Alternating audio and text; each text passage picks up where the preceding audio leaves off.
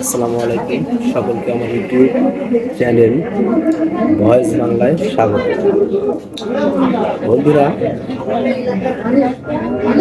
স্বৈরাচার সরকার পতনের পরবর্তীতে সারা দেশের রাজনৈতিক দলগুলো তাদের কার্যক্রম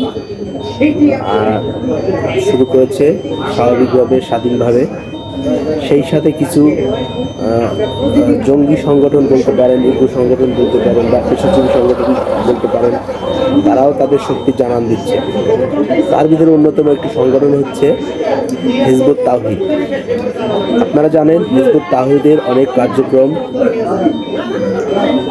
প্রচলিত ইসলামের সঙ্গে সাংঘর্ষিক।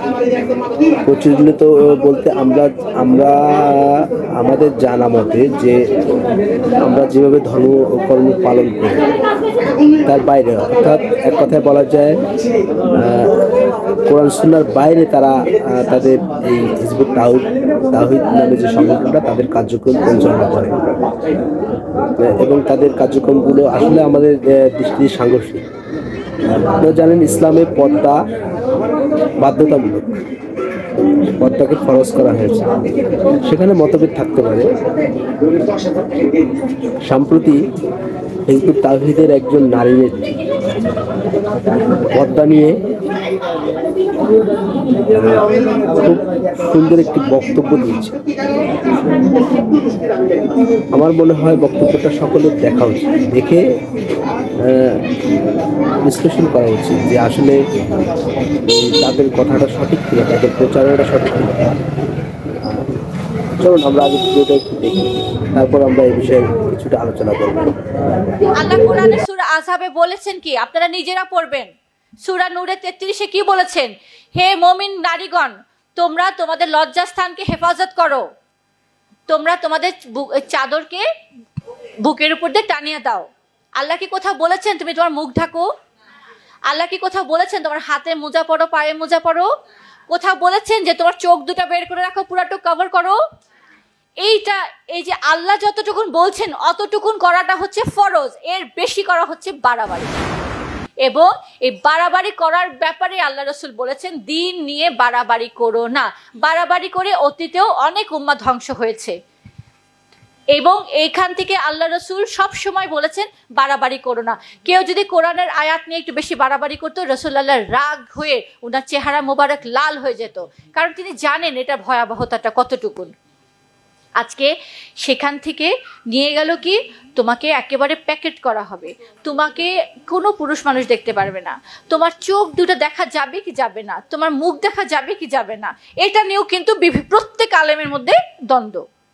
একজন বলে চেহারা দেখা যাবে, একজন বলে যাবে না, একজন বলে চোখ দেখা গেলে চলবে, আর একজন বলে চোখও দেখা যাবে না, একজন বলে হাত মোজা পা মোজা পড়তে হবে, আর একজন বলে পড়বো না। তাহলে আপনি কোনটা শুনবেন?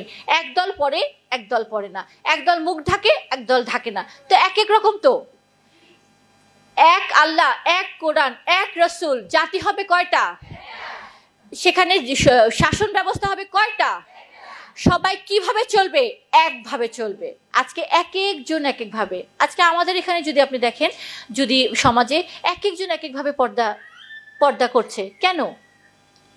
কারণ একজন এই তরিকা অনুসারী, আরেকজন ওই তরিকার অনুসারী, আরেকজন ওই মাযহাবের অনুসরণ করেন, আরেকজন ওই মাযহাবের, আরেকজন এই পীরের দরবারে যায়, একজন এমন পীরের দরবারে যায় যেখানে কিনা সারা রাত খালি গান বাজনা হয়, আরেকজন আরেক পীরের দরবারে যায় যেখানে পীর বলে দিছে গান বাজনা হারাম। তাহলে আপনার তো বিভিন্নতা এইভাবে আসছে। কিন্তু এই সমস্ত ভিন্নতাকে সরিয়ে দিয়ে সহজ সরল জিনিসটাকে আমরা উঠিয়ে নিয়ে আসছি। আমরা এটাই বলছি যে নারীদের পর্দার ব্যাপারে যে কথাটা আল্লাহ কোরআনে বলেছেন, যতটুকু ঠিক ততটুকু আমি করব, এর বেশি আমার করা দরকার নেই। আপনারা জানেন যে পুরুষদের লজ্জাস্থান আর নারীদের লজ্জাস্থানের মধ্যে ভিন্নতা আছে। পুরুষদের যতটুকুন কাপড় আল্লাহ বলেছেন নাভি থেকে পা পর্যন্ত, মানে হাঁটু পর্যন্ত ঢাকলেই তাদের লজ্জাস্থান কাভার্ড। এখন এর বেশি ঢাকেন আরো ভালো, কিন্তু নারীদের একটু শারীরিক গঠনের জন্য তাদের কাপড় একটু বেশি লাগে, এটা খুব স্বাভাবিক গঠনের জন্য। ততটুকুন সে যদি শালীনতার সাথে সে যদি নিজেকে পোশাক পরে, সে যদি পরিচ্ছেদ করে, দ্যাট ইজ এনাফ। এর বেশি করবেন না। এবং মুখ খোলা রাখার কথা আল্লাহ কোরআনে বলেছেন, তোমরা মুখ খোলা রাখবে যেন তোমাদেরকে চেনা যায়। সেখানে আজকে ওয়াজের মধ্যে বলা হয় মুখ বন্ধ করে রাখতে হবে, ঢেকে রাখতে হবে। না, এই না কেন বলি আমরা? আমরা সত্যটা কেন তুলে ধরছি? এই জন্যই আমাদের উপরে, আমাদের বিরুদ্ধে মানুষ, এক শ্রেণীর ধর্ম ব্যবসায়ী আছে যারা এই কোরআনকে প্রতিষ্ঠা করার কাজ বাদ দিয়ে এটার আয়াত বিক্রি করে করে বান্ডেলে বান্ডেলে টাকা কামাচ্ছে, এবং এই বান্ডেলে বান্ডেলে টাকা কামাচ্ছে যে কোরআনকে বিক্রি করে। এটা হচ্ছে হারাম কাজ, হারাম। এটা আমরা বলি না, আল্লাহ নিজে কোরআনে বলেছেন সূরা বাকারার 174-75 নম্বর আয়াতে, নিজেরা পড়ে দেখবেন। এই কথাটা আমরা তুলে আনলাম কেন? এটাই হয়ে গেছে আমাদের সবচেয়ে বড় পাপ, কারণ তাদের রমরমা ব্যবসার উপরে ভাটা পড়ে গেছে।